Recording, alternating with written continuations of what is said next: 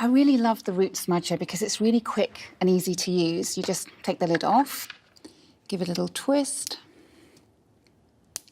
That's on, press, and you can see the product coming out, and then you're ready to apply. Now, what I love about this is it just gives a denser coverage to the roots. So when I'm really feeling like I haven't got time to rush to the hairdressers or colour my hair, I can just cover it up really easily. What I also love is I can put this on dry hair, as I'm doing now, or I can put it on damp hair when I've just got out the shower and towel dried the hair. And then I give it a little blast with the hairdryer. So it really sets it in to the root. So once I've finished applying, all I need to do is give it a quick blast with the hairdryer, and it sets it.